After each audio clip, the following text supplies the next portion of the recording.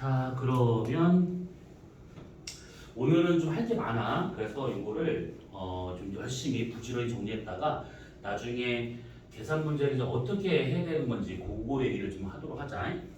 자, 우선은 하다가 만약에 이해가 안 가면 바로 질문하셔야 돼. 이거 그냥 넘어가면 안 됩니다. 지진 파에 대한 얘기야. 계산 문제가 좀 있을 건데 뭐 그 계산 문제는 이제 어떻게 나올 거다라고 하는 걸 얘기할 거니까 그걸 참고하시면 될 것 같고.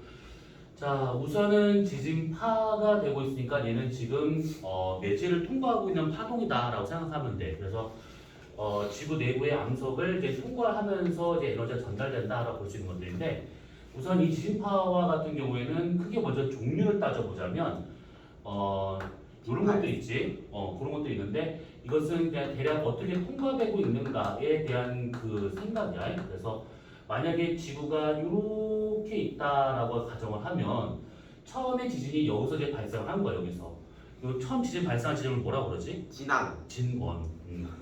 진원. 너무 자신 있어서 내가 틀린 줄 알았네. 자, 진원이 처음 발생한 지점이고 여기서 제일 가까이 있는 지표가 진앙이 되고 있다라고 볼 수 있는 것들인데, 이때 이렇게 지구 내부로 이런 식으로 모든 지역으로 통과할 수 있는, 이제 전체가 다 매질이 균일하다는 가정하에 이런 식으로 통과할 수 있는 이런 지진파를 뭐라고 할 수 있냐면 이제 실체파라고 얘기해요. 실체파. 자, 이 실체파와 같은 경우에는 이제 니네가 알고 있는 그 두 가지야. 그래서 하나는 P파가 되고 있는 중이고, 그다음에 하나는 이제 S파가 되고 있다. 이렇게 볼 수 있는 것들이지. 그런데 이제 실제로는 이렇게만 가는 지진파만 있는 것이 아니고, 지면을 따라서 이렇게 가는 이런 지진파도 얘가 이제 발생을 하게 되는데, 이런 지진파를 따로 뭐라고 그러냐면 표면파라고 하게 돼. 자, 실체파하고 표면파 이제 두 가지로 구분할 수 있는데, 그때 이 표면파도 다시 두 가지로 구분해서 본다고 하면, 하나는 LQ라고 쓰는데 읽을 때는 러브파라고 하는 것이고, 하나는 L알파라고 쓰는데 읽을 때는 레일리파라고 하는 이렇게 지진파 두 가지로 구분이 돼. 자, 그랬을 때 이 표면파의 앞에 L자가 붙어 있다라고 하는 것은 롱 웨이브라 해가지고 파장이 좀 길게 나타날 수 있는 그런 지진파라고 보시면 돼. 그래서 이것을 묶어가지고 L파라고 이렇게 얘기한다라는 얘기지. 학교에서 이거를 러브파하고 레일리파 구분해서 얘기하는 경우가 대부분이긴 한데, 그냥 1학년이다 보니까 그냥 묶어서 L파라고 이렇게 얘기할 수도 있는 것들이야. 어쨌든 간에 이게 크게 실체파하고 표면파를 이렇게 구분하다 치면, 파형은 우선 P파는 종파가 되고 있는 중이지. 그 다음에 S파는 이제 횡파가 될 것이고, 여기서 얘가 횡파와 종파라고 구분되는 것은 만약에 지면이 이렇게 있다라고 이제 가정한다 치고, 지진파가 이쪽 방향으로 이렇게 진행한다라고 친다고 하면, P파와 같은 경우는 진행 진동 방향이 같은 상태로 이렇게 진동을 하면서 가는 이것을 우리가 지금 P파라고 할 수 있는 것들이지. 그러면 P파가 진행을 한다는 것은 결국은 암석을 팽창수축을 하면서 가고 있다 이 얘기야. 그래서 암석을 지나갈 때, 매질을 지나갈 때 밀도 변화가 생길 수 있다 이렇게 볼 수가 있는 것이지. 팽창수축을 반복을 하면서 가고 있는 중이기 때문에. 사실 이 형태 때문에 고체이체 기체를 전부 다 통과할 수 있다 이렇게 볼 수 있는 것들이야. 그 다음에 S파와 같은 경우는 이 진행 진동 방향이 직각이지. 그래서 이렇게 진동을 하면서 가는 이 형태를 우리가 S파라고 할 수 있는 것들이야. 그러면 이제 S파와 같은 경우에는 이제 그 파도가 치는 그 형태로 가기 때문에 어떤 매질의 밀도 변화는 없는 상태에서 그냥 에너지만 전달되고 있는 그런 상황이구나라고 이제 보면 되는 것들이야. 자, 우선 여기까지는 그렇다 치고, 그 다음에 러브파와 같은 경우에도 요거 횡파라고 보통 이제 말합니다. 횡파. 근데 이게 진행 진동 방향이 직각이다라고 하는 것은 요렇게 진동을 하면 직각인 거 맞아. 근데 이거 말고 요렇게 진동할 수 있다는 얘기지. 요렇게. 그래서 얘 같은 경우에는 파가 진행할 때 이렇게 뱀처럼 이렇게 진행을 하기 때문에 따로 얘네들을 사행파라고도 말을 해. 뱀이 움직이듯이 간다라고 해가지고. 그래서 얘 같은 경우에는 횡파이면서 파장이 워낙 길다 보니까 여기서 왔다 갔다 하는 이 폭이 상당히 크게 움직이더라라고 볼 수 있는 것들이야. 그러니까 뱀이 움직이는 것처럼 가고 있는 사행파다 이렇게. 그 다음에 레일리파와 같은 경우는 이건 좀 특이한 것인데 보통은 쓸 때 복합파라는 말을 써. 근데 복합파라는 말이 좀 적당하지가 않은 게 이렇게 지표가 있고 진행 방향이 이쪽이다 라고 친다고 하면 얘네들의 진행 방향에 대해서 어떻게 움직이냐면 이렇게 원운동을 하면서 가는 지진파 이렇게. 그러면 이때 이 사람이 가만히 서 있었을 때 지진파를 목격한다라고 친다고 하면 분명히 지진파가 나한테 다가오는 중인데 이 지진파의 지표면에 드러나 있는 요게 물질의 운동이 진행 방향의 반대 방향으로 이렇게 얘가 가면서 나한테 다가온다라고 볼 수 있는 것들이야. 그래서 진행 방향의 역방향으로 원운동한다 이런 식으로 표현을 하게 돼. 근데 사실 이거는 운동의 방향은 중요하지 않아. 글로 문제 나온 경우는 단 한 번도 없었으니까. 다만 그냥 요 레일리파의 파의 요 반지름이 크면 클수록 피해 규모가 큰 거구나 정도로만 알고 있으면 돼. 얘네 같은 경우는. 그래서 P파나 S파, 러브파나 레일리파 같은 경우는 그냥 이렇게 되고 있는 것이고 이거를 직접적으로 막 계산하는 문제는 지금 상황은 아니야. 나중에 이거 따로 계산할 게 있을 거야. 레일리파가 지표면에서 보여지는 그 운동의 방향이 반대 방향으로 실제로 가고 있는 거예요. 그렇지. 그러니까 이렇게 가는 것처럼 보이는데 결과적으로 나한테 다가오는 방향이 되고 있는 것이지. 그리고 레일리파하고 러브파 같은 경우는 썩을매 모기들이 진짜. 그 레일리파하고 러브파 같은 경우는 파가 길어. 근데 보통 지진이 발생을 하면 사람들이 지진파가 오는 거를 오고 난 다음에 느끼잖아. 그치? 그러니까 막 뭐 지진은 예측이 안 되기 때문에 뭐 피하세요 이 말이 없어. 그냥 닥치면 그냥 죽는 거야. 근데 이 만약에 운이 좋아서 산 정상에서 어떤 높은 곳에서 이런 것들을 만약에 봤다 그러면 P파나 S파는 이게 움직이는 게 잘 안 보여. 그냥 땅 전체가 다 흔들린 것처럼 보이거든 이렇게. 근데 이 레일리파하고 러브파 같은 경우는 이 지면이 파도 치듯이 꿀렁거리는 게 보여.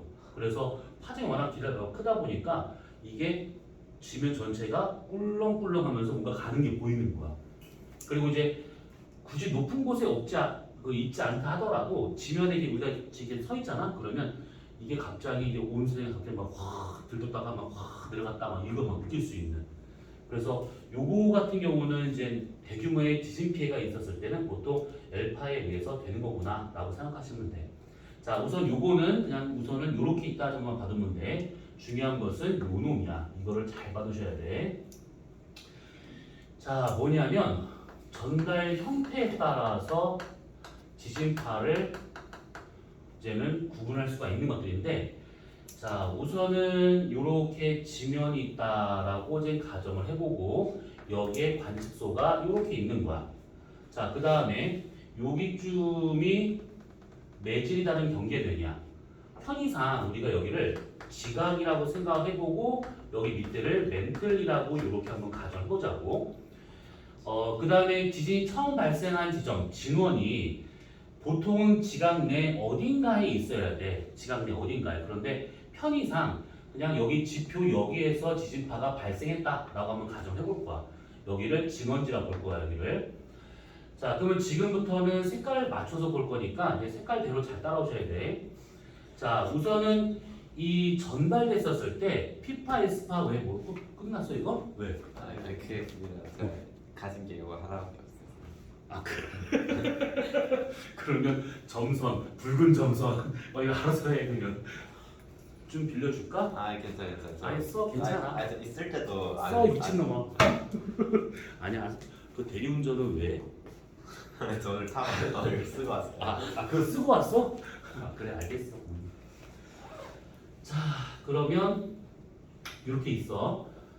뭐에다 말했을까? 그래서 이게 전달되는 형태에 따라서 구분하는 거기 때문에 저렇게 P파, S파 이런 식으로 구분하는 게 아니야.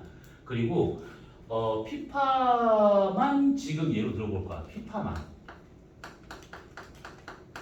자, 그러면 우선 첫 번째 요 진원지에서 관측소까지 지진파가 이제 확 전달되고 있는데 P파 가고 있대. 그랬었을 때 먼저 지면을 따라서 쭉 바로 이렇게 가는 지진파가 생겨.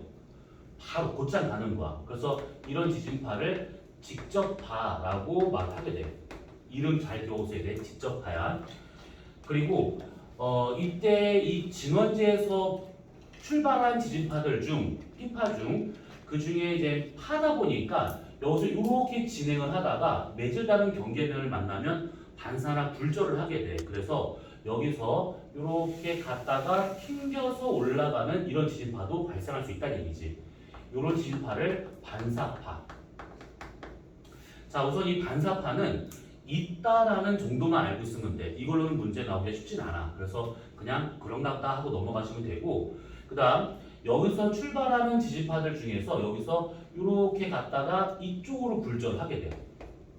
굴절하는데 이때 굴절을 할 때 쭉쭉쭉 가다가 여기 경계면을 따라가는 지진파가 생길 수가 있어요.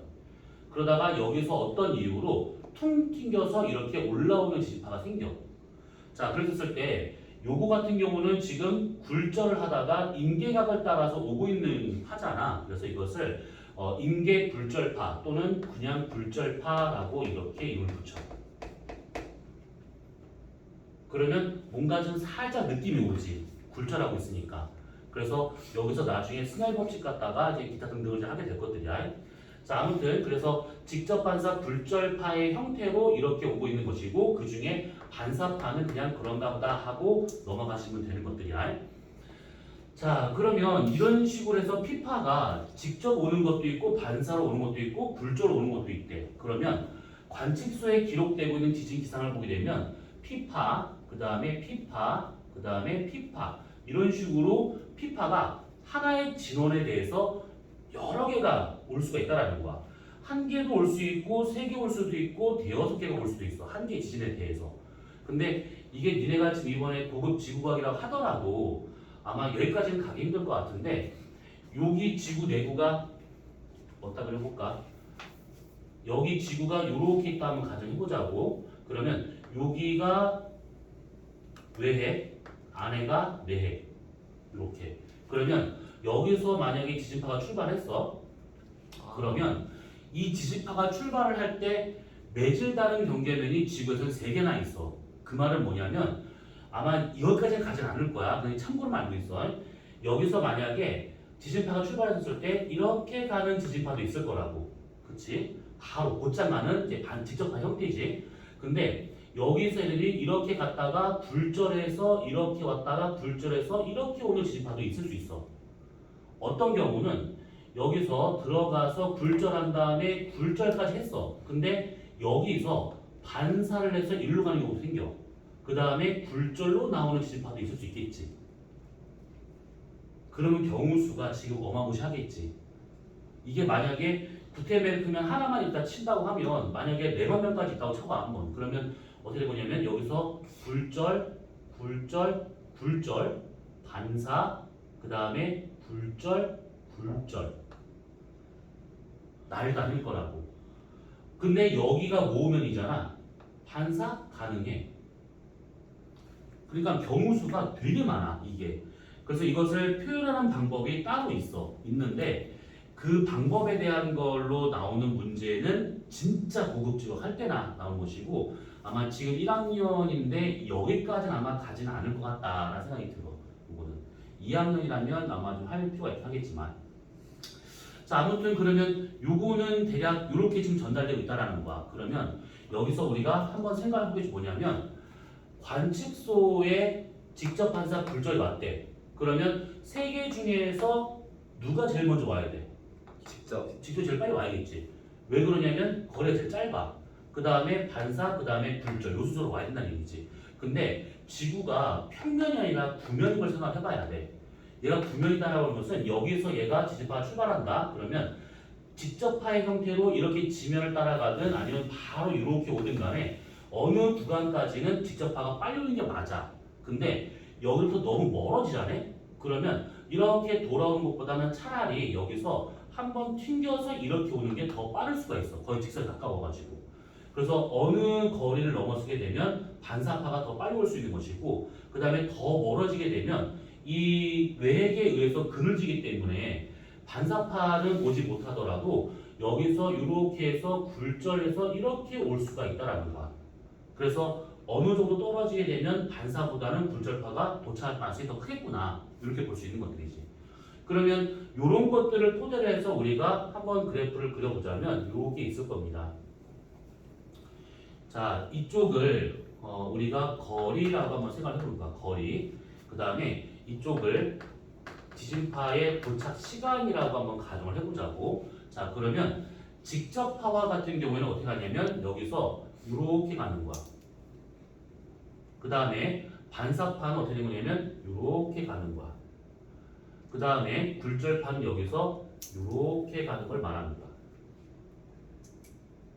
그러면 지금 딱 봤었을 때 직접 반사 굴절은 지금 직선 나타나기 때문에 얘네들은 매질을 통과하는 동안에 속도 변화가 없다라고 볼 수 있는 것들이지.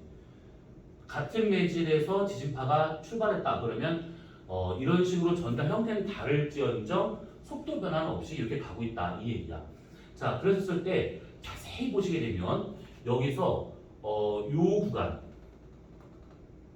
여기 진 원지에서 여기까지는 지금 딱 보니까 도착 시간이 이 직접파가 좀 더 짧아.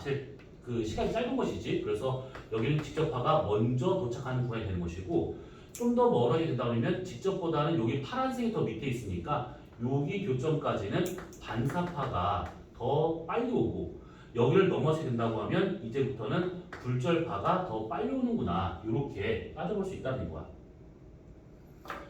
자, 그래서 지구가 구형이기 때문에 이런 식으로 직접 반사 굴절파가 각각 전달될 수 있는 것인데 전부 다 T파에 지금 그래서 이렇게 되고 있는 것들이고 이게 누구 어떻게 왔는지를 모른다고 치면 이게 전부 다 T파이기 때문에 다 점을 찍어볼 수 있어요. 이렇게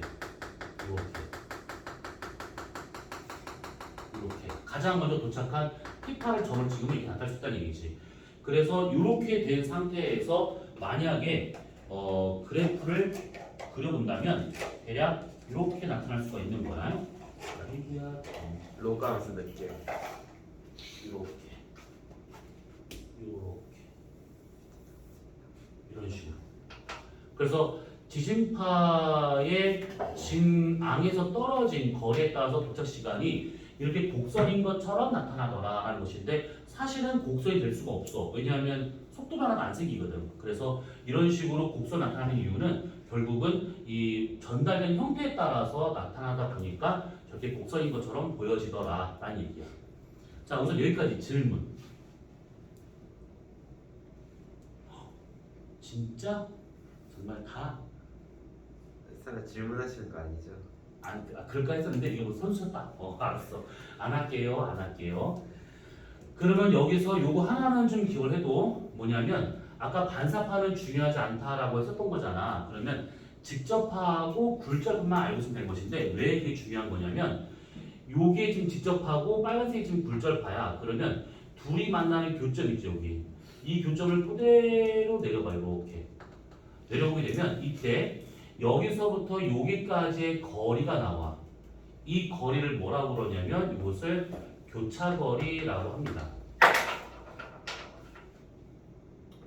교차거리. 요 교차거리와 같은 경우는 이게 시간이 그러니까 요 거리가 멀다, 가깝다가 각각 나타날 수가 있어. 근데 이 교차거리는 결국 지각의 두께에 의해서 결정되는 값이구나 라고 생각하시면 돼. 그러니까 그래프를 딱 받았을 때 교차거리를 이용을 해가지고 지각 두께를 구하시오 이런 문제보다는 뭐 여러 개를 주어지고 이제 교차거리를 갖고 지각 두께를 비교하는 문제 누가 제일 두꺼울 것인가 얇을 것인가 아주 단순한 꼬리 문제라면 그렇게 나올 수 있다는 거야. 그래서 교차거리를 이용해서 지각의 두께 또는 매질 첫 번째 거의 두께를 구할 때 이렇게 할 수 있더라 이 얘기야. 자, 그러면 이렇게 해서 P파가 전달이 되고 있는 상황이래. 자, 그러면 여기서 우리가 공식 하나를 살짝 쓸 필요가 있습니다. 뭐냐면 여기 진원지에서 관측소까지의 수평거리를 L이라고 가정을 해보고 직선거리야 그냥. 그 다음에 여기에서 요만큼까지 지각의 두께 요만큼을 D. 요 D는 지각의 두께라고도 말할 수 있고 또는 매질 첫 번째 매질의 두께 또는 여기 경계면의 깊이 이렇게 볼 수가 있는 것들이야. 자, 그리고 요 매질 첫 번째 거를 통과할 때 지진파 속도를 우리가 V1이라 쳐보고 멘트를 통과할 때, 두 번째 매즈를 통과할 때의 속력을 V2라고 한다 치면 그때 V2의 속력이 V1의 속력보다는 당연히 더 빠를 수밖에 없어. 그래서 이렇게 된다고 치면 그때 지각의 두께 D라고 하는 것은 2분의 L 전체 루트 해가지고 V2 플러스 V1분의 V2 마이너스 V1으로 구할 수가 있더라 하는 거야. 이때 저거 같은 경우가 식이 어떻게 유도가 됐는가는 중요하지 않아. 저 식 갖다가 그냥 지각의 두께를 계산할 수 있을 거다 정도로만 알고 있으면 돼. 그러면 저거를 되게 복잡한 내용이긴 하지만 저거를 이제 발견하고 정리한 사람이 누구냐? 누굴 것 같아? 그 지동설 발견한다. 지동설? 코프르니쿠스? 그거 그 사람 위대한 과학자 뉴턴? 그 뭐였지? 그 베게너? 베게너? 대리공설 중에서 베게너? 다 나오겠네. 자, 그럼 또 아인슈타인? 뭐 허블도 괜찮겠다. 도플러 난리 났어. 아는 학자 그게 다야? 케플러도 있고 뭐 티코도 있고 여러 가지 있잖아. 티코 브라에 방금 얘기했고 또 더 얘기해봐. 아 재미진다. 아니 이 얘기하면서 갑자기 내가 저거 학자 이름을 물어볼 때는 딱 뭔가 나오지 않아? P 프라이머리 웨이브라 해서 P파라고 쓰는 거야. 또 혹시 S라고 할까 말하는데 저는 세컨더리 웨이브야. 두 번째 오는 진파라는 뜻이고. 영영하다. 자, 지각의 두께 D야. 다른 말로 지각과 멘틀의 경계는야. 모로비치.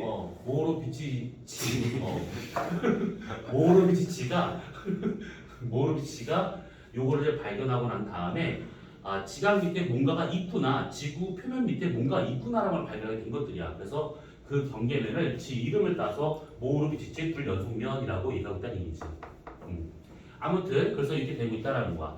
자, 그러면 이제 우선 공식이 하나 나왔어. 그 다음에 두 번째 뭐가 있냐면 주시곡선이라고 하는 것이 있어. 세 번째구나. 자, 주시곡선. 자, 주시곡선이라는 말은 곡선인데 주시, 달리면서 생길 수 있는 시간에 대한 그런 곡선이다 라고 생각하시면 돼. 자, 우선은 얘네들은 이렇게 우리가 그래프를 그려볼 수 있는 것이 똑같아. 이쪽을 거리라고 생각을 해보고 이쪽을 도착 시간으로 볼 거야. 이렇게. 그럼 여기 원점이 뭐가 되는 거냐면 진앙이 되는 거야. 진앙. 문제 풀 때 이제부터 얘기하는 것들은 이제 잘 배웠을 것이 진앙의 거리를 묻냐, 진원의 거리를 묻냐, 뭐 이런 것 막 물어봐. 그러면 뭘 계산하고 뭘 계산하지 말아야 할 것인지를 잘 구분해야 돼. 자, 우선은 진앙이 나왔어. 진앙에서 떨어진 거리인데 진앙이라게 되면 진원지에서 제일 가까이 있는 지표를 말하는 거야. 그러면 이때 이 진앙지에서 거리가 멀어짐에 따라서 피파의 도착 시간을 점을 막 이렇게 찍어봤어. 그랬더니만 피파가 이렇게 나타나. 그 다음에 S파도 똑같이 한번 찍어봤는데 S파와 같은 경우에는 좀 느리게 오잖아. 더 뒤따라서 오잖아. 그러다 보니까 이렇게 오는 거야. 자, 그러면 이렇게 있는 상태에서 저렇게 나온다라고 하는 것은 결국 뭘 말하는 거냐면 관측소에 기록되고 있는 지진 기상이 있어. 저렇게 기록되어 있는 상태를 지진 기상이라고 되는데 요거는 많이 봤던 것처럼 P파가 도착을 하고 그 다음에 다시 뒤에 S파가 이렇게 도착을 하게 돼. 그러면 그때 요 P파의 도착과 S파의 도착 시간들을 요 지진 기상들을 여기다 다 꽂아보는 거야. 이렇게. 그러니까 진앙에서 멀어질수록 여러 관측소가 있을 것인데 그 관측소에 기록되어 있는 요 지진 기상들을 여기다 다 꽂아서 점을 찍은 다음에 선을 그으면 요 놈이란 얘기야. 이 무슨 말인지 잘 이해 안 가면 이렇게 보시면 돼. 요 지점에서는 요거를 이렇게 된 것을 세로 돌려서 꽂아봐. 그거 어떻게 되냐면 쭉 가다가 T파가 도착을 하고 그 다음에 S파가 도착하는 지진 기상이 이렇게 나타난다라는 얘기예요. 이렇게. 그 다음에 요 거리에서는 똑같이 이렇게 되고 P파가 이렇게 오고 그 다음에 S파가 뒤어서 이렇게 오고 있구나라는 것이지. 그러니까 이런 식으로 기록되고 있는 것들, P파 도착되는 점들을 다 찍어보고 S파 도착되는 것들을 다 점을 찍어보고 해서 선을 그으면 이거더라라는 얘기지. 자, 그럼 왜 이렇게 신났어? 왜? 저 미친놈 왜 저럴까? 자, 자, 그러면 여기서부터 여기까지 이만큼의 시간을 PSC라고 하는 것이지. PSC. 그러니까 결국은 여기 세로만큼의 요 시간 차이, 이게 전부 다 PSC다라고 볼 수 있는 것들이야. 그러면 이 PSC 갖다 뭘 구하느냐? 거리지. 거리를 구할 수 있어. 근데 어느 거리냐면 요렇게 관측소가 있어요. 그 다음에 쭉 내려서 여기가 진원지였어. 여기가 진앙이래. 그러면 진원에서 관측소까지의 직선 거리를 찍 그어. 그러면 이때 여기서부터 여기까지의 진원 거리를 구할 때 이 PSC를 사용한다라고 생각하시면 돼. 그래서 진원거리 D라고 하는 것은 여기에 오고 있는 P파의 속도에서 S파의 속도를 뺀 것뿐에 P파 속도와 S파 속도를 곱한 다음 PSC를 하면 되는데, 여기서 주의할 점 하나 있어. 이 PSC가 문제로는 아마 뭐 숫자가 좀 지저분하게 나올 거야. 나올 건데 그때 항상 PSC를 써서 뭔가 거리를 구한다. 그럼 이거 초로 바꿔줘야 돼. 초. 분명히 문제에서는 분으로 주어질 거야. 근데 그 만약에 뭐 2분 31초 거기 나오잖아. 그러면 뭐 2.4는 이게 아닌 거 알고 있지. 그게 아니라 초로 환산을 해줘야 돼. 그래서 얘 같은 경우에는 PSC는 초가 되고 있다는 거. 왜냐면 얘가 초속 몇 킬로미터 이렇게 표현하고 있는 것들이거든. 그래서 그런 것들만 잘 주의하면 되는 것들이고, 그래서 진원거리 구할 때는 이렇게 식 갖다가 구하면 돼.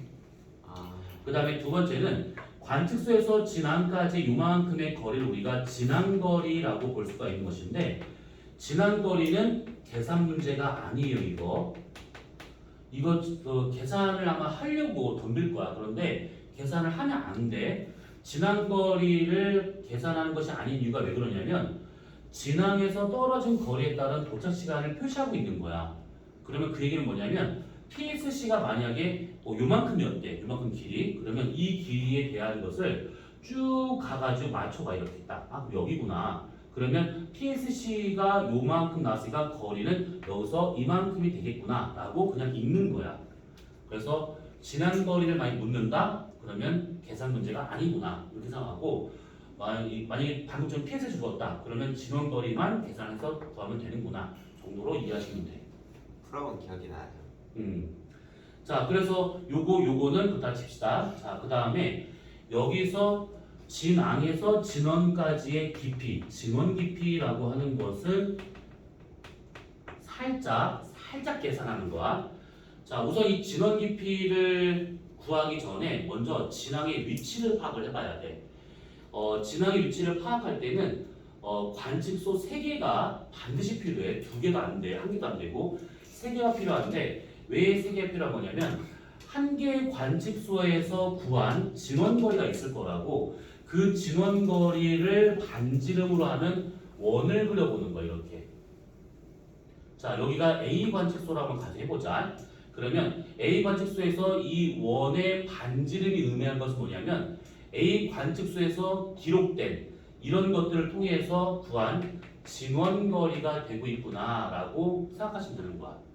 자, 그러면 A에서의 진원거리를 반지름 하는 원을 딱 그렸네. 그러면 마찬가지로 똑같은 원리로 해서 B 관측소에서 진원거리를 구했었을 때 나오는 원을 그려보고, 그 다음에 똑같이 하나의 더 관측소 필요해. C 관측소에 기록되고 있는 걸 하나 더 그려볼게. 그러면 이때 A, B 두 원의 교점에 선을 그어보고, 그 다음에 B, C 두 교점에 선을 그어보고, 그 다음에 A, C 두 교점에 선을 그어보면 만나는 요 점이 생겨. 요 점이 진앙. 여기가 진앙. 먼저 진앙의 위치를 먼저 잡아야 돼. 그럼 여기서 이제 문제는 어떻게 나오냐면 그 문제지에 이렇게 나와. 오는 종이처럼 이렇게 몇 개의 점을 찍든지 아니면 네모 칸으로 이렇게 나오는 경우가 있어. 그러면 뭐 관측소 A를 여기로 잡고, 애초에 다 문제 주어져. 관측소 B를 여기로 잡고, 또는 뭐 C로 잡았다. 뭐 이렇게 해가지고 여기서의 진앙 위치를 파악해 보시오. 몇 번째 점에 있을 것인가 좌표를 찍어 보시오. 또는 뭐 여기 B에서의 진동 거리가 몇 킬로미터인지 써보시오. 뭐 이런 것들. 그러니까 이런 것들 나올 때는 그렇게 어려운 부분은 아닌데 조금 좀 이거 약간 노가다 필요한 거야. 약간 좀 시간이 좀 걸려 이거는. 자 아무튼 그래서 이렇게 구한다 쳐. 자 그러면 이제 여기서 진앙 위치를 잡았어. 그러면 A만 놓고 보자고. A가 이렇게 여기가 A 관측소 여기가. 그러면 이때 이게 여기가 하늘이고 여기 땅속에 여기가.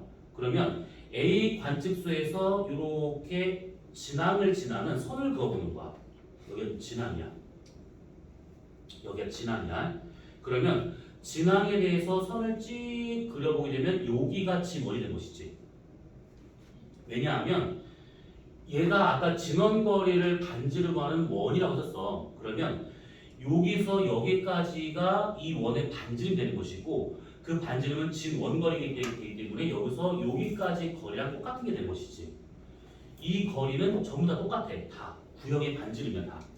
자 그러면 이때 하늘은 필요 없으니까 지우고 하늘은 필요 없으니까 지우고 그러면 이렇게 된 상태에서 여기가 진앙이 되는데 그때 요 그림상 본다고 하면 진앙을 지나는 현을 하나 딱 그어봐 이렇게.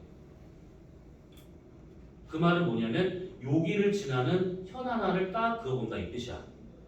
그러면 여기 길이와 요 길이가 같은 길이가 돼야겠지. 그러면 여기서 요거의 이 선과 이 선 길이가 같고 그림이 약간 이상한데 이 선 길이와 이 선 길이가 같은 거야. 뭔 말이냐면 뭔가 좀 이상하지. 요거를 이렇게 보시면 돼.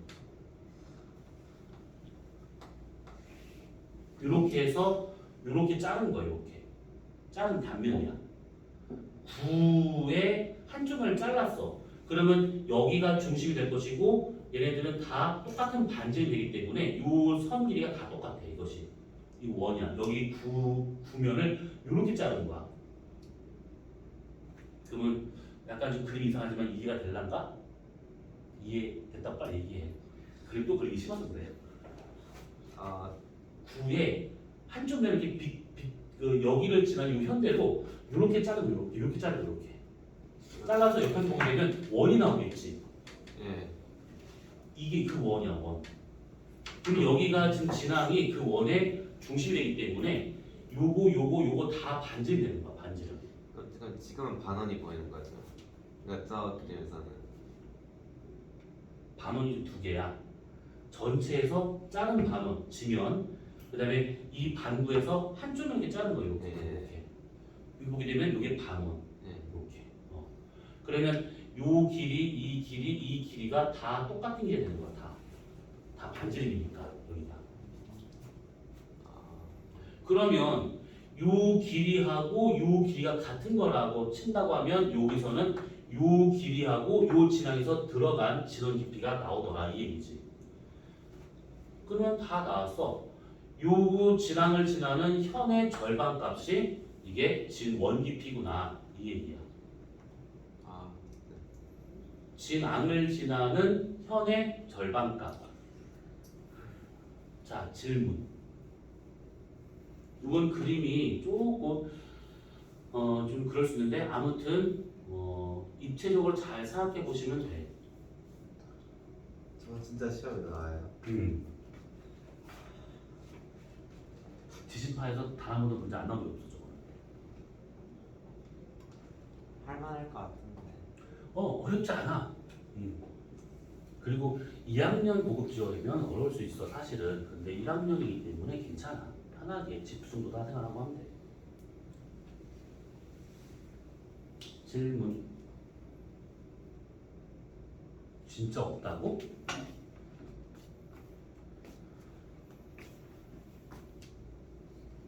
잘못한 거. 아니 뭐한 거 그냥 보는 거야. 그냥 어떤가 하고. 자 그러면 이렇게 해서 진원 깊이까지 지금 구한 것들이야. 그래서 요거는 계산을 하고요. 요거는 그래프 해석이고요. 요거는 이 그림을 그려가면서 이제 구하면 되는 것들이고. 그래서 세 개 다 구하는 방법은 따로따로 있구나. 이렇게 알고 있으면 돼. 자, 그러면 주시 곡선까지는 이제 그렇다라고 이제 보고, 그 다음에 여기서 우리가 또 하나 봐야 될 것은 요렇게 되고 있는 상황에서 네 번째. 지금 이건 저 프린트물에 이 내용이 있을란가 모르겠는데, 없네.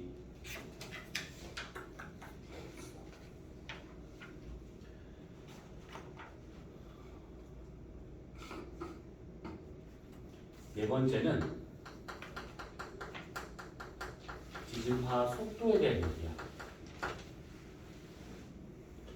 자, 우선은 공식을 이따 쓸 거야. 근데 공식을 외워서 문제를 푸는 거가 몇 번 안 나왔었어. 그러니까 공식을 아예 주어지지 않고 뭐 외워서 풀어야 되는, 계산을 해야 되는 그런 문제보다는 공식을 좀 더 주어지고 계산을 했던 문제가 좀 더 많았던 것 같아. 그러니까 이거는 좀 공식을 지금은 외우지 않는다 하더라도 나중에는 좀 외우실 필요가 있어. 그래서 그리고 만약에 학교에서 이 얘기를 안 하면 굳이 할 필요가 없어. 근데 이제 이게 2학년에 나오는 지진파라고 그러면 이걸 하거든. 근데 과정은 똑같은데 지금 1학년이다 보니까 이게 나올지 안 나올지 몰라서 우선 그냥 얘기만 하는 건데 간단한 거야. 자, 우선 지진파의 속도와 같은 경우에는 결국 매질을 통과해야 되는 거가 되는 것이지. 지진이 언제 발생할 줄 몰라. 그렇기 때문에 예측이 불가능해. 그래서 이게 지진 발생했었을 때만 그때만 이 속도를 구하는 것이 상당히 비효율적이기 때문에 지진파가 어느 암석을 지나가면 그 암석의 고유값을 대입을 해가지고 굳이 지진파가 안 지나가도 속도를 구할 수 있다라고 하는 방법이 있는 거야. 그래서 암석마다의 어떤 상수값을 이용을 해가지고 얘네들의 속도를 구할 수가 있구나. 뭐 요 얘기야. 자, 그랬을 때 우선은 첫 번째와 같은 경우는 최적 탄성 개수라고 하는 것이 있지. 이름 그대로 해석하자면 최적은 부피란 뜻이고 탄성은 그 탄성이고 개수는 그 개수야. 그래서 부피에 대해서 이게 한쪽으로만 되는 것이 아니라 부피에 대해서 얘네들을 어떻게든 간에 한번 눌러본다 이 얘기야. 그러면 암석을 이렇게 이쁘게 육면체로 잘 잘라가지고 이 암석을 내가 모든 방향에서 눌러보는 거야. 그러면 예를 들어서 만약에 힘을 위에서 아래로, 아래에서 위로, 그 다음에 왼쪽에서 오른쪽, 오른쪽에서 왼쪽으로 다 눌렀대. 앞뒤로도 누르는 것인데 그림 그리기 귀찮으니까 한 거야, 4개만. 자, 그럼 이걸 모든 방에 다 눌렀어. 그러면 이렇게 있는 요 암석의 부피가 줄어드는데 이게 지금 그림을 그린 것처럼 이렇게 눈에 띄게 줄어드는 건 아니야. 이렇게까지의 변형은 생기진 않아. 근데 어쨌든 간에 미세하게 얘가 수축을 하면서 변형이 생겨. 근데 그때 외부의 힘을 딱 없애버리잖아. 그러면 요렇게 있었던 이 암석이 다시 팽창을 해. 원래로 돌아가는 거야. 근데 너무 큰 힘을 가하면 그러니까 탄성 한 개를 넘어서게 되면 얘가 다시 원래대로 팽창을 안 해. 그래서 얘가 어느 정도의 힘까지 버티는가에 대한 것을 체력 탄성 계수다라고 할 수 있는 것들이야. 그럼 이 체력 탄성 계수와 같은 경우에는 만약에 화성암이 있고 퇴적암이 있다라고 한번 가정을 해보자네. 그러면 일반적으로 화성암이 조금 더 크게 나타나게 돼. 그러니까 무슨 말이냐면 퇴적암은 이런 퇴적 물질이 쌓여서 굳어진 거잖아. 그러다 보니까 거기 안에 빈 공간이 있어. 공극이 있는데 그 공극이 있음에 따라서 얘를 누르잖아. 그런 부피가 많이 줄어들어. 화성암은 누르잖아. 빈 공간이 없기 때문에 잘 안 줄어들어. 근데 문제는 뭐냐면 얘는 눌러졌을 때 부피는 많이 변화가 되는데 이 힘을 없애면 다시 팽창을 안 해. 그래서 얘는 체력 탄성 개수가 좀 상대적으로 작아. 근데 얘 같은 경우에는 빈 공간이 없어서 얘네들을 눌렀을 때 부피 변화가 많이 안 생기지만 힘을 없애면 다시 원래 돌아와. 큰 힘을 가하잖아? 그러면 다시 또 원래 돌아와. 그래서 얘와 같은 경우가 좀 더 크게 나타난다라고 볼 수가 있는 거야. 부피 변화는 얘가 더 크지만 최하 탄소 개수는 얘가 더 크다. 이 얘기야. 자, 그 다음에 두 번째와 같은 경우에는 전단 개수라고 하는 것이 있어. 전단 개수와 같은 경우에는 U라고 쓴다고 하면 얘는 이렇게 선반에다가 똑같이 암석을 이렇게 육면체로 잘라서 고정을 시켜. 그런 다음에 힘을 대가리만 줘보는 거예요. 이렇게. 그러면 이것이 고정되어 있기 때문에 힘을 가하게 되면 조금씩 변형이 돼. 조금씩 변형이 되다가 언젠가는 뚝 하고 부러져. 그때 부러지기 바로 전까지의 이만큼의 변형률, 이것을 전단계수라고 하고 있는 것들이야. 이 전단계수와 같은 경우는 아무래도 얘가 더 단단할수록 전단계수가 작을 수밖에 없겠지. 너무 단단하면 얘가 휘어지는 거 없이 그냥 뚝뚝 부러져. 근데 얘가 만약에 좀 말랑말랑한 상태다. 그러면 전단 개수가 커질 수밖에 없는 것이지. 그런데 너무 말랑하면 전단 개수가 아예 안 나와버리게 돼. 이 같은 경우는. 자, 그래서 이렇게 되고 있다는 거. 특히 전단 개수와 같은 경우는 유체에서는 얘가 0이 되는구나 라고 생각하면 돼. 기체하고 액체에서는. 그 다음에 세 번째와 같은 경우는 밀도. 암석에서의 밀도라고 하게 되면 여러 가지 것들에 의해서 결정이 돼. 우선은 이 암석의 밀도를 결정지을 수 있는 것 중에 우선 첫 번째는 뭐냐면 온도가 있어. 온도. 지열이라 할 수 있는데 우리가 지난주에 썼던 내용이야. 그래서 고온인 지역과 만약에 저온인 지역이 있었다. 그러면 암석의 밀도는 당연히 저온 쪽이 더 크게 나타나게 돼. 그 다음에 화성암하고 그 다음에 퇴적암이 있었다라고 이렇게 본다고 치면 그때 암석의 밀도는 퇴적암은 공극이 있기 때문에 화성암 쪽에서의 밀도가 더 크게 나타날 수가 있어. 세 번째와 같은 경우는 얘가 어느 정도 깊이 있는가.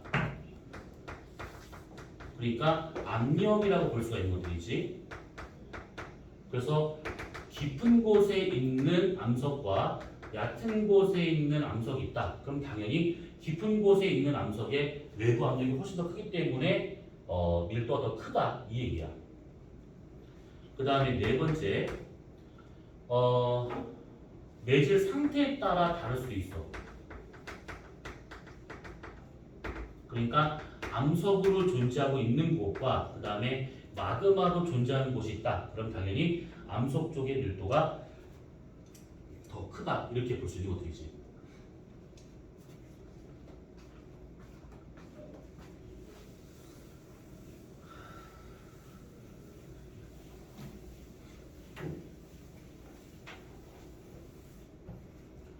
근데 이거 옆에서 잘 안 보이는데 그 카메라에서. 잘렸어? 네.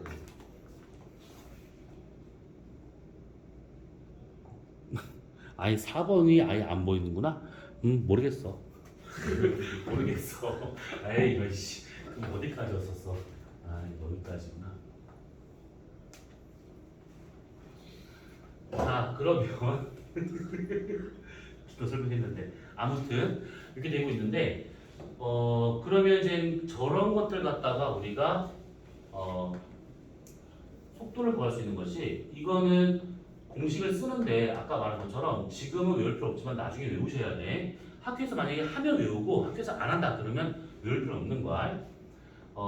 피파의 속도는 암석의 밀도분의 3분의 4 뮤 플러스 K로 구할 수가 있고 그 다음에 에스파의 속도와 같은 경우는 전체 루트 해가지고 로분의 전단 개수로 구할 수 있다. 뭐 이 얘기야.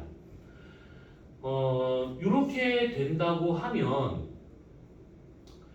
지금 지진파의 속도하고 그 다음에 밀도의 관계에서는 당연히 반비례지. 밀도가 크면 클수록 지진파의 속도는 줄어들어야 돼. 그치? 근데 여기서 문제가 될 수 있는 건 뭐냐면 방금 얘기했던 것인데 지진파의 속도는 밀도에 반비례하지만 문제는 이 밀도라고 하는 것이 증가가 되잖아. 그러면 최적 탄성 개수나 아니면 전단 개수나 이런 것들이 다 증가가 돼버리는 거야. 밀도가 증가하면 지진파 속도를 줄이는데 얘가 줄어든 것보다는 오히려 체력 탄성 개수나 전단 개수와 같은 이 분자 값의 증가율이 더 큰 거야. 그래서 결과적으로 밀도가 커지면 지파 속도가 빨라지는 것처럼 보이더라 이 얘기야. 그럼 지구 내부로 들어가잖아. 그러면 지각에서 멘트를 쭉쭉 들어가. 그러면 들어가면 들어갈수록 밀도가 커지기 때문에 지파 속력이 계속 줄어들다가 언젠가는 뭐 최저가 나타나겠지. 근데 오히려 반대야. 들어가면 들어갈수록 지파 속도가 더 빨라져. 그래서 이 빨라지는 이유는 밀도만 갖고 판단할 수 있는 것은 아니고 이렇게 체력 탄성 개수와 전단 개수가 증가함에 따라서 결국은 지파 속력이 증가하고 있구나 이 얘기지. 두 번째와 같은 경우에는 저기 써놨다시피 전단 개수와 같은 경우는 유체에서 0이야. 그래서 이 피파와 같은 경우가 만약 유체를 통과했다라고 가정을 해보자. 그러면 피파와 같은 경우에는 얘가 유체를 통과했었을 때 아무래도 그 여기 위에 나와 있는 것 중에 이 전단 개수는 0이 돼버려 요것이. 근데 체력 탄성 개수가 여전히 남아있거든. 그래서 피파와 같은 경우는 유체를 통과할 때는 굳이 식을 그냥 굳이 쓸 필요는 없지만 로우분에 다 없애버리고 K가 남아 이렇게. 그렇기 때문에 얘는 어쨌든 간에 전달되더라 이 얘기야. 기체든 액체든 간에. 근데 S파와 같은 경우에는 분자값이 그냥 0이 나와버리지. 그러다 보니까 S파는 통과를 하지 못한다, 사라진다 이렇게 볼 수 있는 것들이야. 그래서 이제 디진파 중에서 P파나 S파와 같은 경우는 이제 저렇게 속력을 구할 수 있는데 여기서 S파가 결국은 유체를 통과하지 못한다라고 하는 것으로 이제 알고 있으면 되는 것들이야. 이렇게. 자, 그 다음에 이걸 토대로 해서 다섯 번째.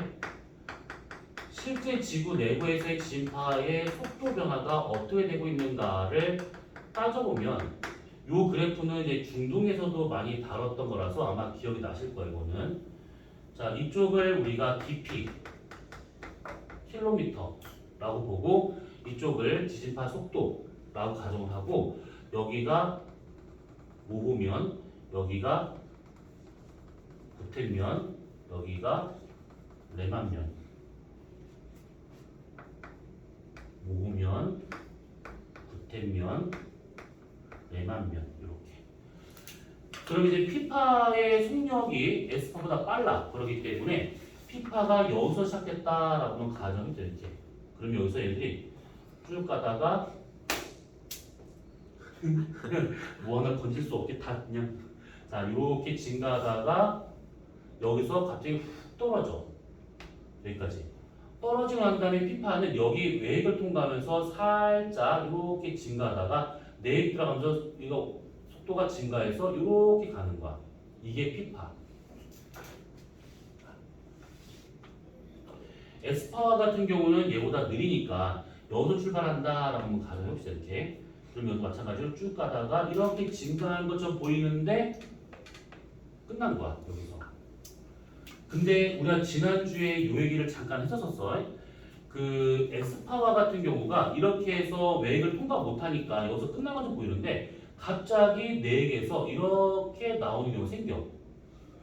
S파가 갑자기. 이거 왜 나온다 했지 이거?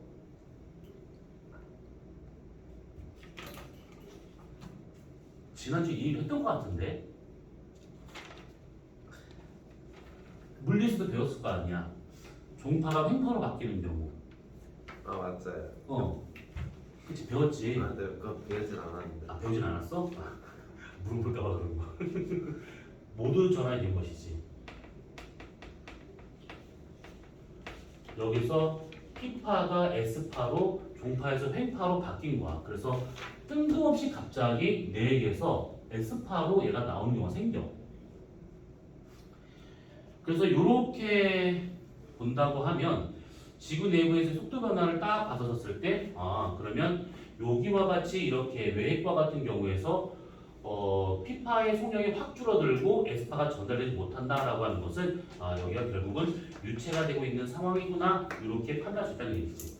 지난주에 우리가 이 얘기를 하면서 저기가 유체이면 기체일 수도 있는데 기체라고 판단하지 못하는 이유 중력 때문에 그랬었지 이거. 기체가 될 수가 없어 여기는. 우리가 지금 느끼는 표면 중력이 요만큼에 해당하는 부피에 아무것도 없는 또는 기체로만 존재한다면 이만큼의 중력이 나올 수가 없다 이 얘기야. 그래서 지진파 속도 변화는 저렇게 되고 있는 정도로만 봐두시면 돼요. 자, 지진파에 대한 얘기는 우선 여기까지야. 뭐 더 있긴 한데 그냥 우선 일단 치고. 자, 질문.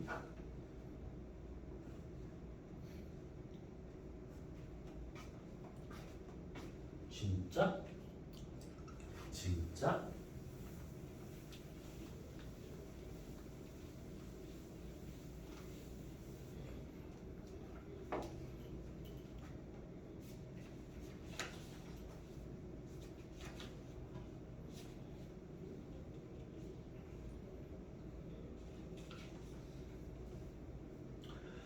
자, 그러면 그 준 프린트물의 31페이지라고 나와 있는 부분을 잠깐 봅시다. 암염대라고 하는 말이 나오고 있어. 암염대. 이 암염대와 같은 경우에는 지진파에 의해서 그늘진 지역이라고 이제 해석이 되는 것들인데, 얘 같은 경우에는 지금 거기 밑에 나와 있는 그림, 그 반구 그림, 지구를 반으로 쪼갠 그 그림 보시려면 피파 암염대하고 에스파 암염대가 각각 주어지고 있어요. 그랬을 때 이 피파 암염대는 103도에서 142도 정도의 범위를 갖고 있고 에스파는 103도에서 180도의 범위를 갖고 있다는 얘기인데 이런 암염대가 나타나는 가장 근본적인 이유는 외핵이라고 하는 멘틀 안에 또 다른 핵이 있다라고 하는 것을 통해서 나타나게 되는 것들이야. 만약에 지구가 균일한 밀도로 되어 있다면 사실 이렇게 나타나지 않겠지. 근데 멘틀과 외핵의 경계면에 그에서 굴절되는 거, 반사되는 거 있다 보니까 이런 식으로 암염대라고 하는 것이 존재하는구나 라고 하는 것을 알게 되었다 이 뜻이야. 자, 그러면 얘네들은 우선은 이 암염대는 어려운 거 아니니까 넘어가기로 하고요. 자, 그 다음 페이지를 보시면 지구의 층상구조라는 것이 나온 게 있어. 근데 그 층상구조 중에서 오른쪽 그 본물 잠깐 봐봐. 그 본물 보시면 대륙지각, 그 다음에 동그라미 2번에 해양지각이 있을 것인데 이 대륙지각은 주로 이제 산소 규소 같은 이제 규산염으로 많이 구성되어 있고, 그 다음에 해양지각은 규산염 중에서도 철, 마그네슘이 많이 포함되어 있는 밀도 큰 현무암으로 되어 있다라고 하는 정도.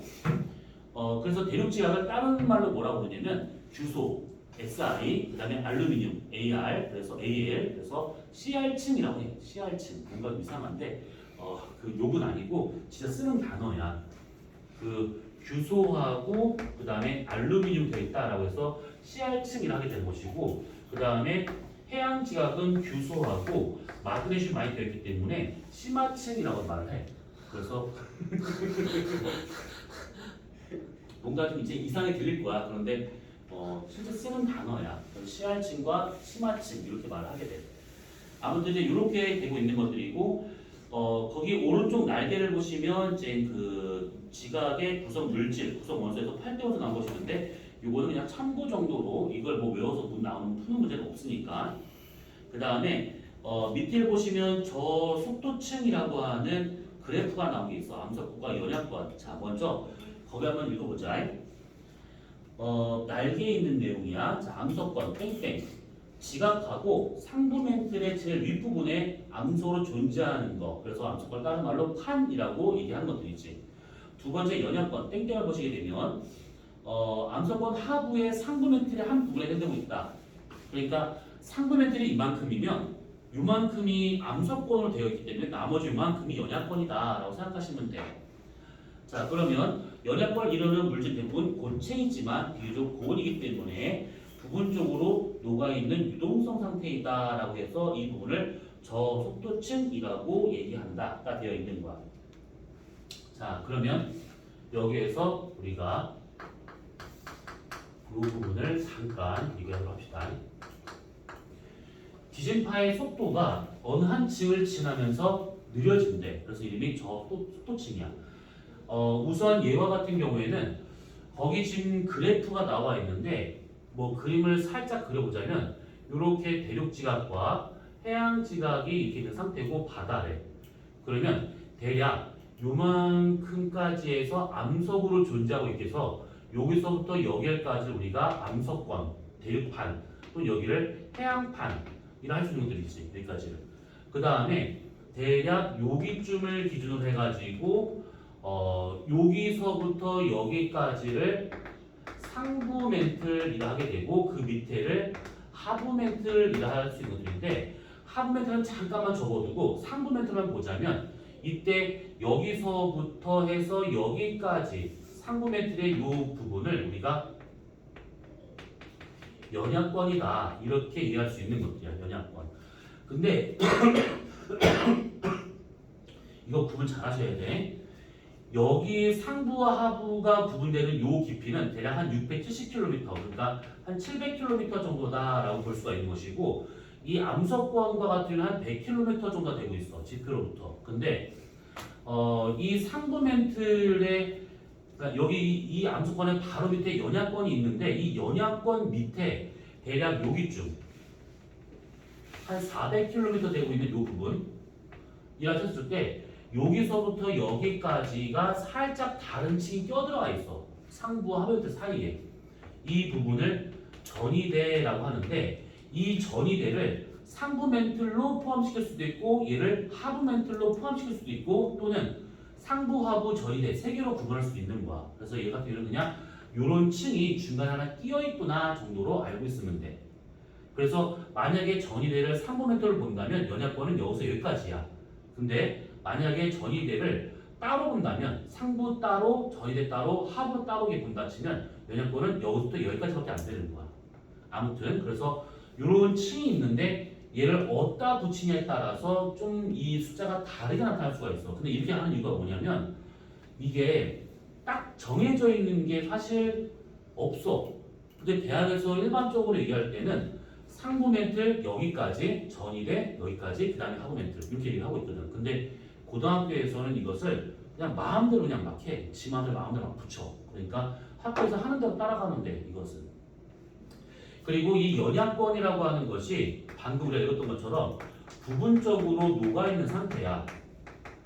부분적으로 녹아있는 상태가 되고 있는 것인데 이때 이 부분 요용된 그 깊이를 한번 잘 봐봐. 그 그래프에서 어떻게 나와 있냐면 해양의 경우 이 저속도층이 한 200km 정도에서 나타나고 있고 대륙에서는 한 3, 400 그 사이 나타나고 있대. 그럼 그 말은 뭐냐면 여기가 지금 만약에 전이대하고 상부 멘틀의 경계면이다 라고 가정하자 치잖아.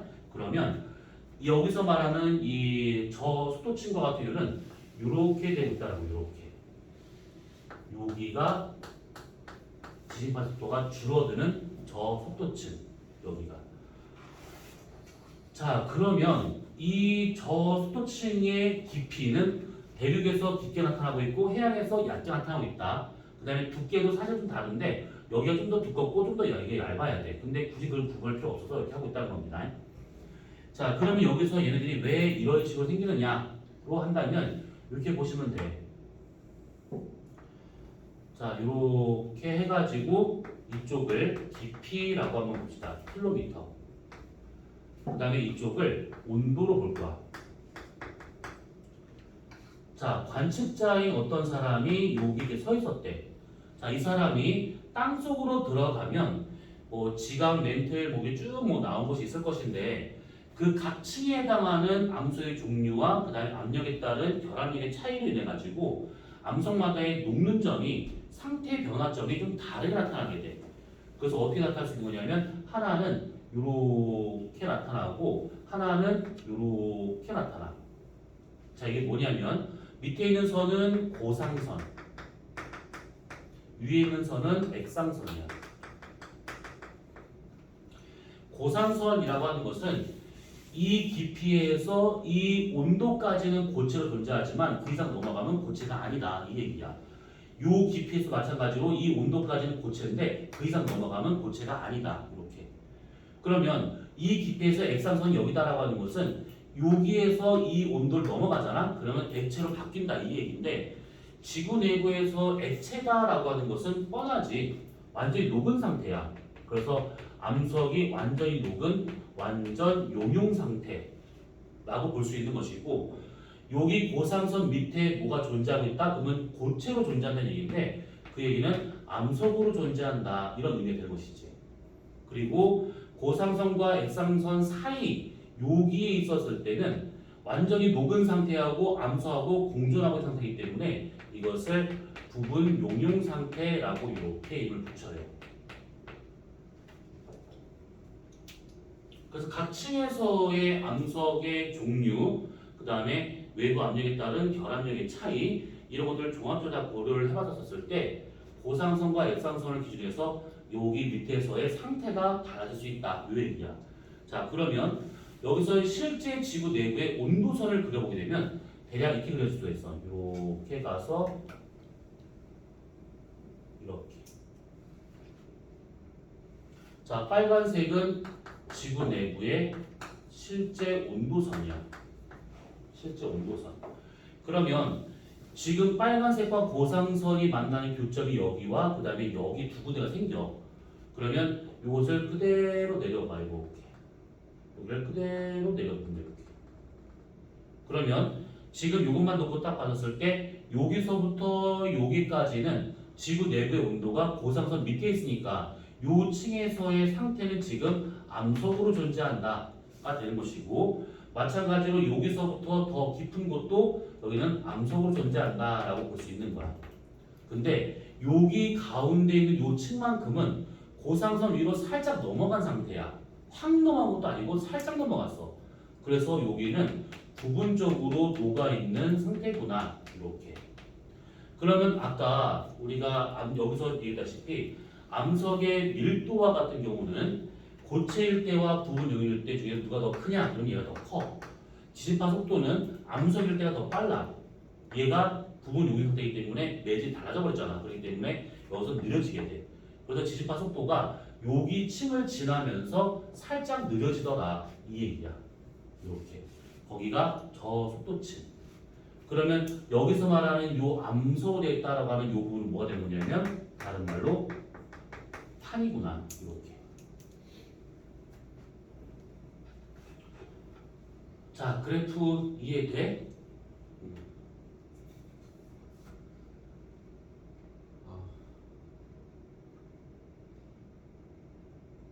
근데 용융 상태가 약간 푸딩이 약간 굳은 느낌? 그거보다 더 단단한 느낌.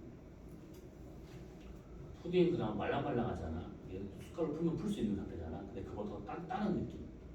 그렇다고 암석같이 그게 딱딱한, 원래는 암석같이 딱딱한 느낌이어야 되는데 그렇게 하면 암석과 차이가 좀 애매하니까 그냥 이렇게 말랑말랑한 상태라고 얘기하는 거지.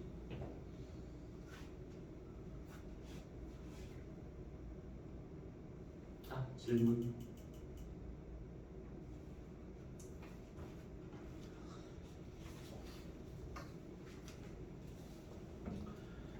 자, 그러면 거기 뒤를 한번 보자. 33페이지. 33페이지를 보시면 거기 지구 내부의 물량 나오는 복수이 몇 개 나온 게 있어. 근데 요거 같은 경우에는 거기 압력 밀도, 그 다음에 녹는 온도 뭐 이런 것도 쭉 나온 것이 있는데 거기서 그 녹는 온도에 대한 것만 잠깐 봐봐. 그래프 두 개 중에서 위에 걸 보시게 되면 이게 지금 흑백으로 하다 보니까 얘가 지금 그 선이 잘 구분 안 될 수도 있을 것 같은데 그 그래프를 자세히 보시면 자, 구성물질의 녹는 온도 선이 있고 지구 내부에 온도선이 있어. 근데 보니까 램플에서는 지구 내부의 온도보다는 구성물질의 용융 온도가 더 높지.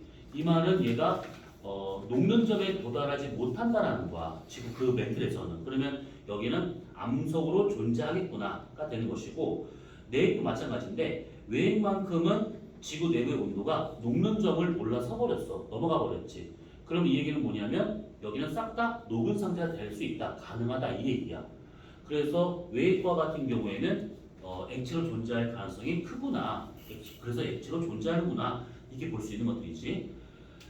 그러면 생각을 해봐야 돼. 외액과 내액은 둘 다 핵이기 때문에 구성 성분은 비슷해. 철, 니켈 이런 것들. 근데 왜 외핵만 액체일까? 지난주에 얘기를 했었어 이거. 충격. 거기다 중력이래. 외액만 왜 액체일까? 왜 액체 금속일까? 그러니까 질문의 요점은 여기가 S파 통과하지 못한 것을 유체다라고 하는 것을 알게 된 것들이고 유체라고 했었을 때 기체가 될 수 없는 이유는 표면에서 느끼는 중력값이 여기에 물질이 없으면 안 되기 때문에 그렇다라고 보는 것들이야. 그러면 여기 외액과 내액은 온도가 거의 비슷한 상태인데 큰 차이가 없거든. 한 뭐 500도, 1000도밖에 차이가 안 나. 근데 500, 1000도라고 그러면 그 정도의 압력에서는 그런 차이를 맞을 수는 없어. 근데 외액은 액체로 존재하고 비슷한데 내액은 고체야. 왜 그럴까? 다른 말로 용융점이 외액하고 내액과 비교했을 때 왜 외핵이 낮은가 이 얘기야. 압력. 압력. 그때는 압력이었었다. 압력을 했었어. 압력은 깨자 했었어. 지난주에 얘기했잖아 이거.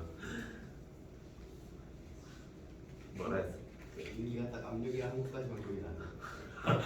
그 중요한 거 다음인데. 그래서 저그 다음에 동현이가 모르겠다. 와 미쳐불겠네 진짜. 그다음에 승우하고 걔하고 걔 둘도 압력이라고 했었던 것까지 기억이 나요. 그러니까 중요한 건 그 다음이야. 그래서 압력이 아니다. 그래서 뭐다? 라고 했었잖아.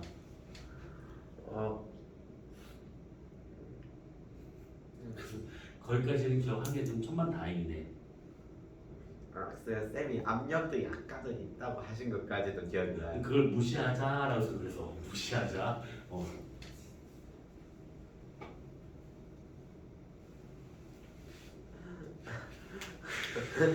중요한 것만 쏙 빼먹었네. 얘 같은 경우에는 이게 왜 그런 거냐면 힌트 불순물 때문이야. 누구야? 불순물 누구야? 둘 다 철 니켈이 많이 들어가 있어. 거기 멘틀에 있던 게 그 약간 내려온 왜또 매트리 쓰려 내려가? 뭐 있었는데 무슨 원소가 외액에 좀 더 들어가 있어? 그 SI SI 비슷한데 SI가 뭐야? 규소? 아니야. 장석 어? 석영 뭐라고? SiO2? SI랑 비슷했어. 내 말은 비슷하다는 것은 글자가 비슷하다는 거야. 성질이 아니고. SI 중에서 I만 빼면 S 그래서 황이 이렇게 들어가 있는 거야. 그러니까 외액과 같은 경우는 내액에 비해서 이 황이 좀 들어가 있는 편이지. 그래서 외액 전체로 본다면 외액만 얘네들 차지하는 비율은 한 5% 전후가 되고 있다라고 보고 있어. 근데 퍼센트는 중요하지 않아. 내액보다 얘가 황을 더 포함하고 있다 생각하면 돼. 그러면 잘 생각해보면 황은 가벼워. 근데 가벼운 애가 어떻게 지각과 멘트를 지나서 외액까지 들어가 있을까라는 거야. 이것도 지난주에 설명했었어. 밀도가 작다고요. 근데 어떻게 들어갔냐고요. 그러니까 어떻게 들어갔냐고. 그러니까 외액이 밀도가 더 작아서 외액이 밀도 작은 멘트 진짜 자 황이 왜 들어갔을까? 우리 같은 말 여러 번 하지 만들지 말자. 지난주 얘기했었어. 그 온도 차이가 다 나오는구나 이제. 자, 온도 나왔고 땡. 압력 땡. 무거운 애랑 결합해서 뭐라고? 무거운 애랑 결합. 와 누구랑? 무거운데 무거운 애? 무거운 애? 그 무거운 애가 누구야? 내가 지금 누구? SI SI가 무거워 이씨야. SI가 뭐가 무거워? 그거 더 무거워. 철 니켈 철. 이게 그 황하고 철이 결합을 해서 황화철이라는 광물이 나와. 그 황화철과 같은 경우가 이제 그 밑으로 가라앉으면서 이런 것들이 이제 그 원래는 황만으로는 내려갈 수가 없는 상황인데 철과 결합을 하면서 밑으로 떨어지다 보니까 외액 근처에서 철과 황이 결합이 되게 분리가 되면서 황이 거기에 갇혀 있는 상태다. 이렇게 보면 될 것 같아. 그래서 얘 같은 경우에는 황이 저기에 들어가 있음을 해가지고 녹는 점이 떨어지는구나 이 얘기야. 우리 지난주에 지난주에 다 얘기했던 부분이거든. 자 그리고 그 그래프도 다 얘기를 했었던 부분이고요. 자 그러면 얘는 여기까지만 보기로 하고 자 그 다음 페이지를 보시면 지각표현설이라고 나온 것이 있는데 지각표현설은 이거 문제로 안 나올 가능성이 무지 높아. 그래서 이거를 지금 굳이 할 필요 없고 나중에 학교 프린트를 받아보고 난 다음에 있으면 그때 좀 더 얘기를 하고 없을 가능성이 크니까 얘는 넘어가도록 합시다. 자, 그러면 지난번에 했던 프린트물은 여기까지야. 근데 시간이 대략 지금 한 10분 남았어. 아, 복습이 너무 잘 돼요. 세 번째 하는 것 같은데. 그런데 까먹는다? 오, 신기하네. 자, 지금 프린트를 해줄까? 네. 프린트를 숙제요? 아니 여기까지 하고 난 다음에 숙제야. 좀 기다려봐 그러면.